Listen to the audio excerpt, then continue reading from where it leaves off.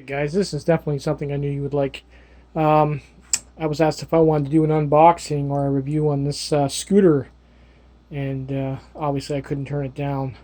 I don't get to keep it, but what I do get to do is I get to try it out and let you know what I feel about it. And I also want to see the design, how it's designed. I have yet to see one in Hamilton, Ontario. They're not big in Ontario at the moment. I mean, people are starting to buy them up, but they're sort of in the gray area when it comes legally. Um, I know Hamilton's still thinking, City Hall is still thinking about having these rental places, renting scooters downtown. So we'll see how it works out. I'm just curious to see what the build quality is like. So let's get into this thing. It's been sitting here for a while, and it's been raining. It was raining all morning, and in the afternoon it was just wet all day, so I really didn't want to take it out. And, this sitting here is driving me nuts, so let's get into it.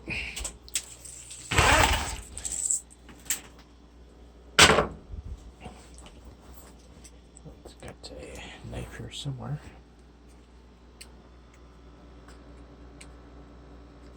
Oh my god. It's my little stubby.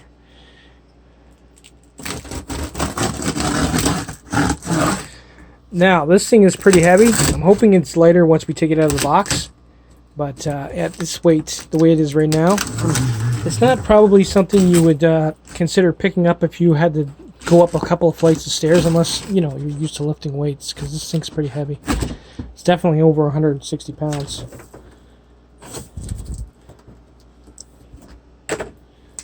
So this basically tells you to keep the box, which I would for warranty. This is the hydraulic version. Comes with an extra tube, which is kind of cool, or two extra tubes. What else we got in here? I think that's probably a charger. Some instructions here. Cool. You're the real MVP. Okay. What else we got here? We got an extension cord.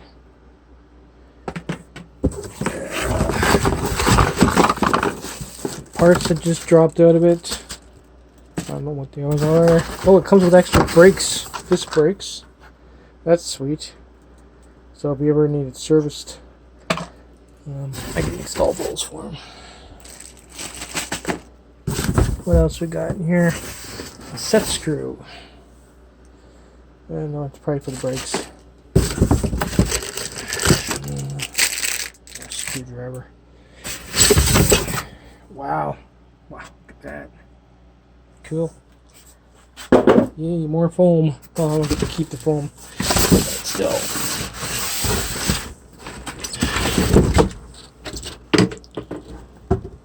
This thing is huge. It's even looks bigger in person, considering what it looks like in the picture. Give me a minute to get this thing out of the box.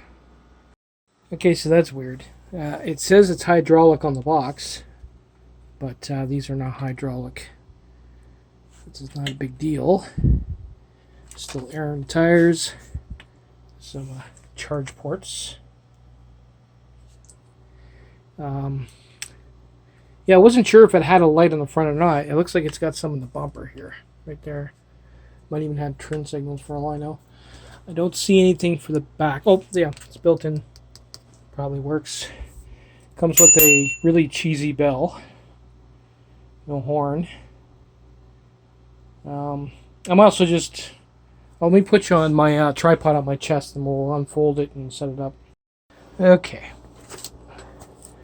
Should be pretty much straightforward for setting the handlebars up. It's this doodad here.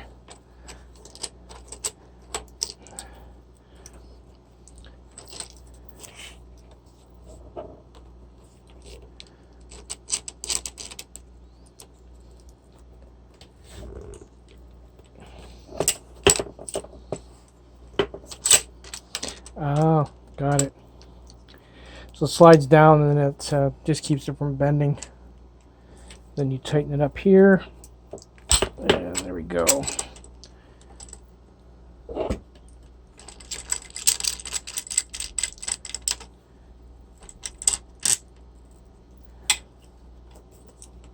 There we go. That keeps it from bending. Let's get the top here.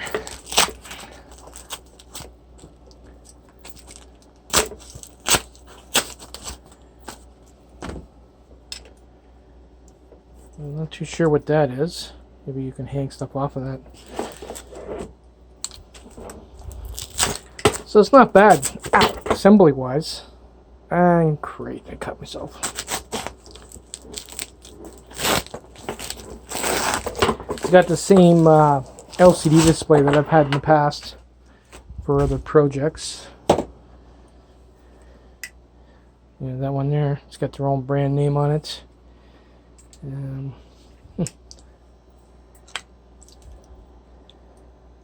Okay, this is all weird.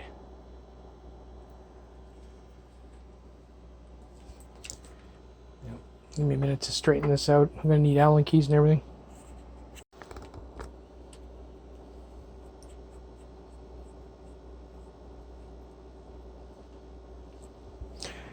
Now, one thing I am going to do is I'm going to put Loctite on these screws. They're very loose in the thread, and having these handlebars come loose would be a bad thing.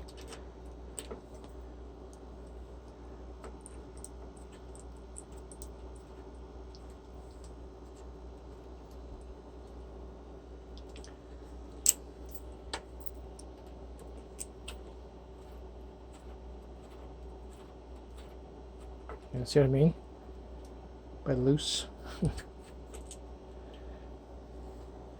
Looks like they've been turned in and out for quite a bit. Yeah, who knows? It's machining. Now I'm pretty sure this is the piece that goes into the clamp and not this. Really should look at a picture. Would help. Actually, that's what I'm going to do. I'm going to go look up a picture to see how exactly that's set up. That's kind of weird.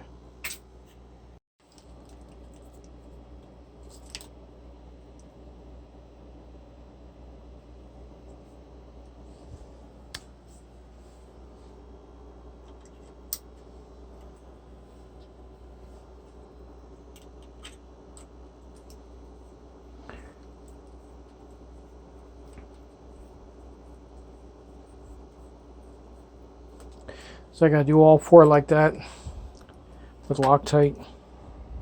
For setting up the brakes, I basically just snug them up until they're tight, but you can still move them.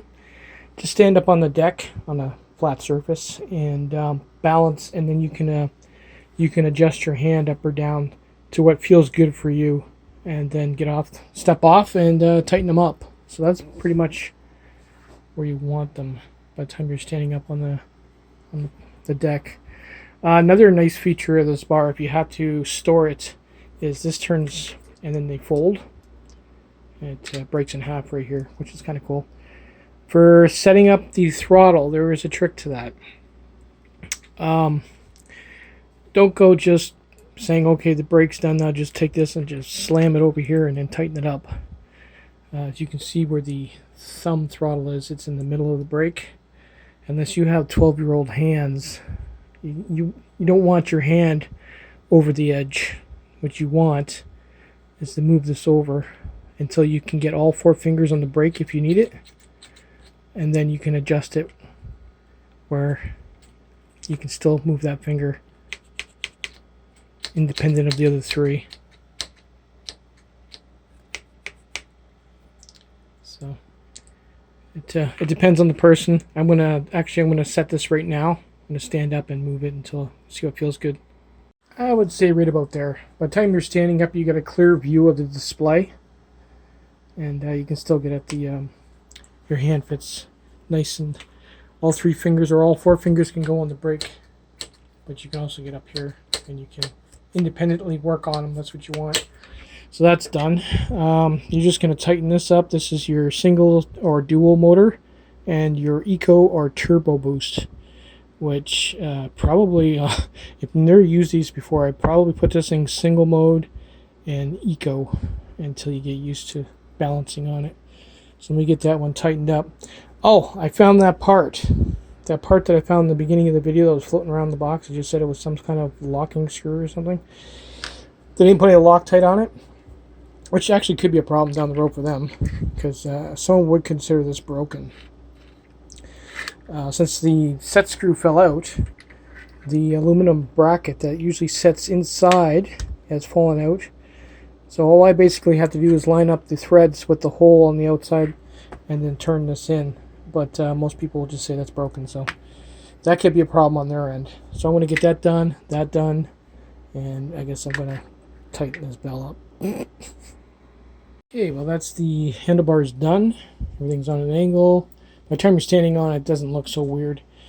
These things here are actually these are protectors for the wheel nuts. Which, it's not bad. It just finishes them off. Like I said, I've already tightened them up and put Loctite on them, which I do on every e-bike or anything e-bike EV related after having a wheel come loose mid-ride. Yeah, so these just slip on. They're soft rubber, so I don't think you're going to lose them. If they were a hard rubber, they would come loose, but these are pretty tight. Jesus, I just noticed the brake pads that were included are semi-metallic, which is actually pretty good. Probably worth more than the brakes itself. At least the handles on that are all aluminum. They look like they're plastic, but these are aluminum. These grips I've had before. The only thing I didn't like about it is you sweat a lot when you're holding them. I did notice this one does have some breather hole here, so that might make it easier. I'm going to try those out.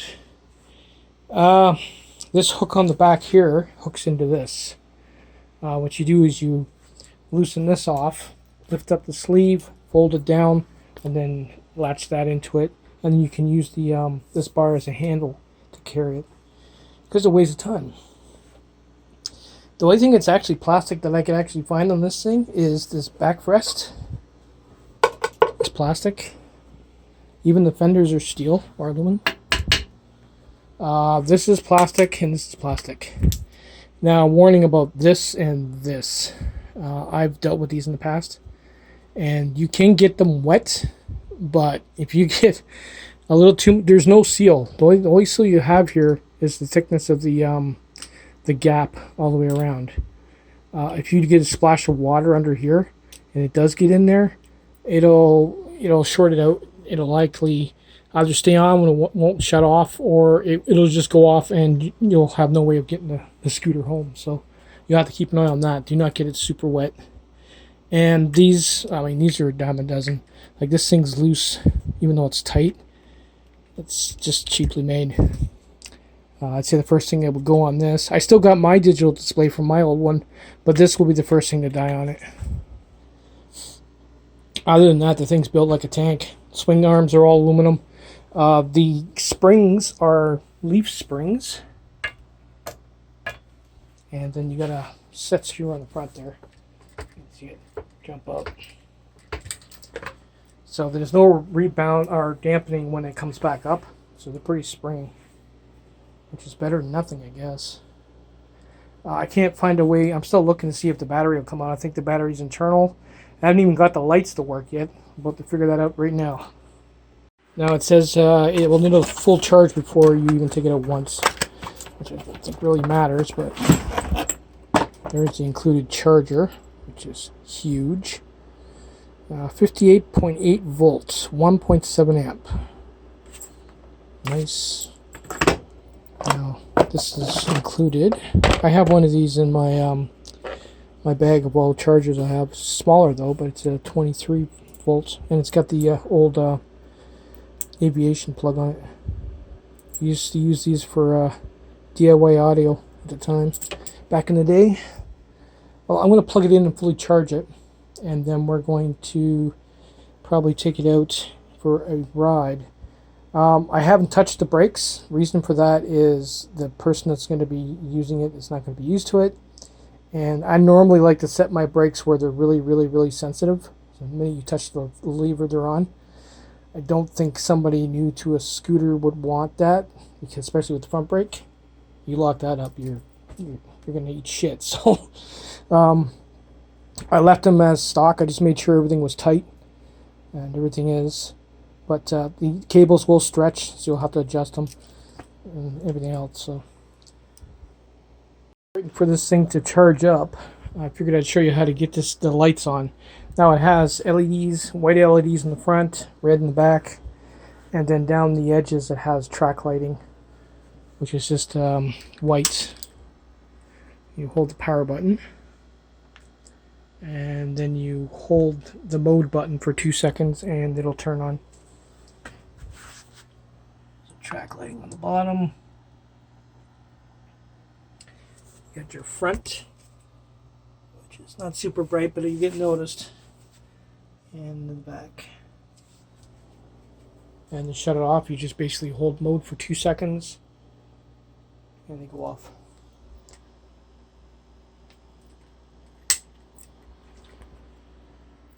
Go for a quick test ride. Not bad. I got about maybe 30, 35 out of it, and then it would level off. So there's definitely something on the controller where you could disconnect it to get rid of the speed limiter on it.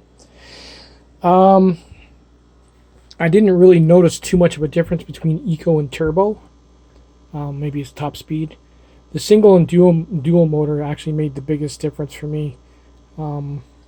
I found that it wasn't as jerky when you hit the throttle in the single mode, but when you did dual, you really have to make sure that you have good balance on this, because it's going to jerk to the point where this wheel will be diving up and down. So you're going to have to be really careful with that. But other than that, it was pretty smooth sailing. I got used to the brakes. They were a little sticky and they would stick every time you hit them, so you weren't too sure if you're going to lose it or not. But after I went around the block a couple of times, and I guess get some dirt and some got the brakes touching the brake discs, it helped loosen up the brakes. So now they're nice and smooth. You can take a corner with just slowing down versus almost stopping. And 3 or 4 times around the block, and I was used to it.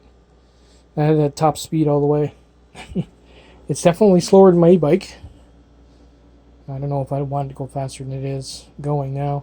And I also highly, if I decide to get one of these, I'm going to get a motocross helmet.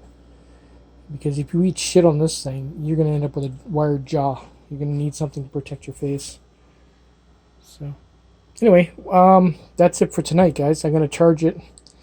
And tomorrow we'll take it out and I'll see if I can get a harness on me, and we'll take it out on the road and try it out.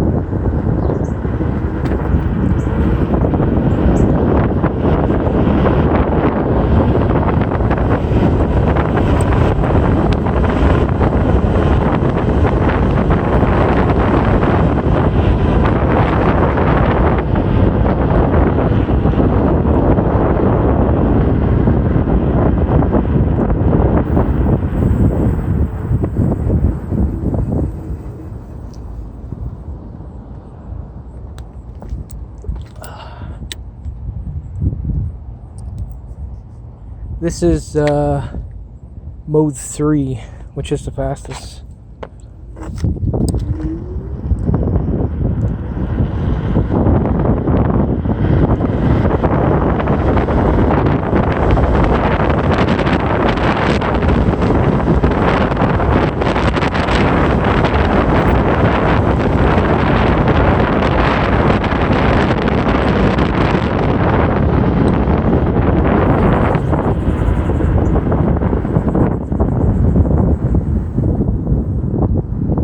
That was about 54.